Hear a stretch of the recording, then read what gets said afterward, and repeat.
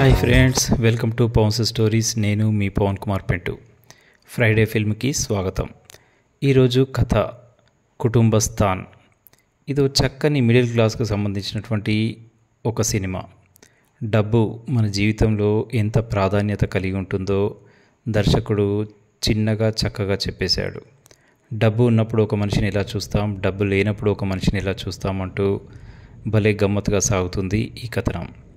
ఈ కథనంలో ఒక హీరో అనుకోకుండా అతను కులాంతర వివాహం చేసుకుంటాడు. ఈ వివాహ సమయంలోనూ అతని చుట్టూ బంధువుల మధ్య కొన్ని సన్నివేశాలను కామెడీగా చూపించాడు డైరెక్టర్.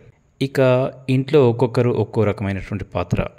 తల్లికి తీర్థయాత్రలు చేయాలని భలే కోరిక. తండ్రికి తన పాతబడ్డ ఇల్లుని కాస్తైనా మంచిగా చేసుకోవాలనే కోరిక.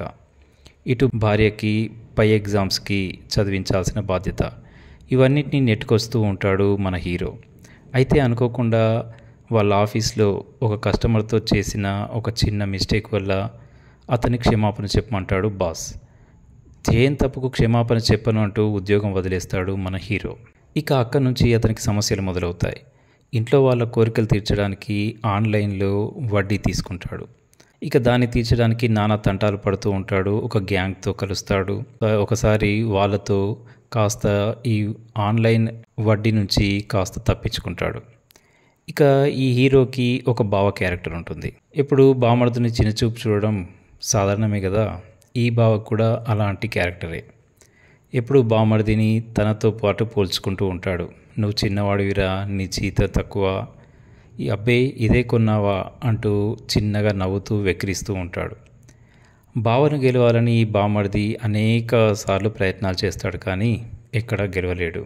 ఒక్కోసారి మనకే బాధ అనిపిస్తుంది, అయ్యో మన హీరో ఇలా అవుతున్నాడు ఏంటి అని. అప్పుడే ఒక బేకరీ పెట్టాలని నిర్ణయించుకుంటాడు. దేవుడి దయ వల్ల బేకరీ బాగానే నడుస్తుంది అనుకునే సమయంలో వీడి దరిద్రానికి తగ్గట్టుగా వీడి ఎదురుగానే ఓ పెద్ద బేకరీ తయారవుతుంది.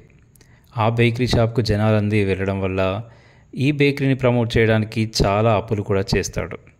ఈ అప్పులు తీర్చలేక ఇటు దుకాణము సరిగ్గా నడవక పాపం మధ్యలో నలిగిపోతూ ఉంటాడు ఓ సగటు మనిషి. తన బాధలన్నీ ఎవరికి చెప్పుకోవాలో తెలియక అందరూ నిద్రపోయాక తన భార్య కడుపులో ఉన్న పాపతో చెప్పుకుంటూ ఉంటాడు. మీ నాన్న ఎలాగైనా ఈ అప్పులన్నీ తీర్చేస్తాడు, నీ ముందు నిజమైన వ్యక్తిగా హీరోగా ఉంటాడు అని చెప్పుకుంటూ ఉంటాడు హీరో. అనుకోకుండానే చిన్న ఉద్యోగం దొరకడం, తన టాలెంట్తో అన్ని అప్పులు తీర్చేస్తాడు హీరో. అయితే ఇక్కడే భార్యాభర్తల మధ్య చిన్న మనస్పర్ధ రావడం వల్ల దుబాయ్ వెళ్ళిపోతాను అనుకుంటాడు హీరో, మరిన్ని డబ్బులు సంపాదించడానికి.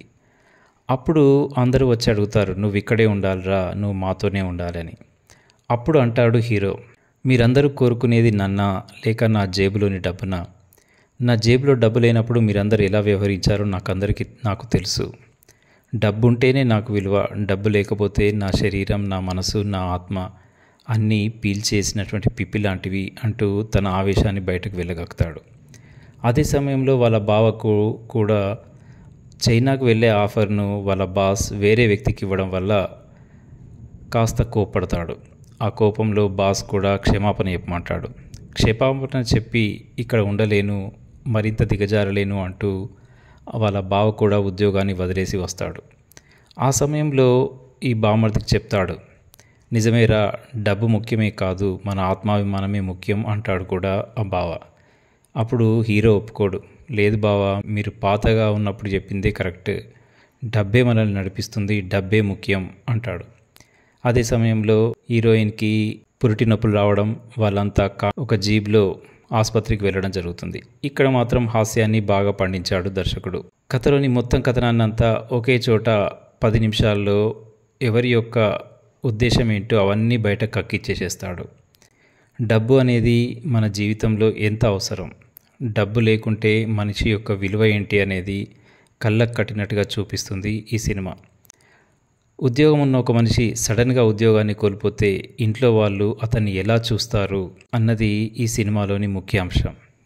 చిన్నపాటి కామెడీతో చక్కగా సాగే కథనం కుటుంబస్థాన్. వీలుంటే మీరు చూడండి. మీకు నచ్చితే ఓ చిన్న కామెంట్ లింక్లో పెట్టేయండి. తప్పకుండా సబ్స్క్రైబ్ చేయించడం మరవకండి. నేను మీ పవన్ కుమార్ పెంటు.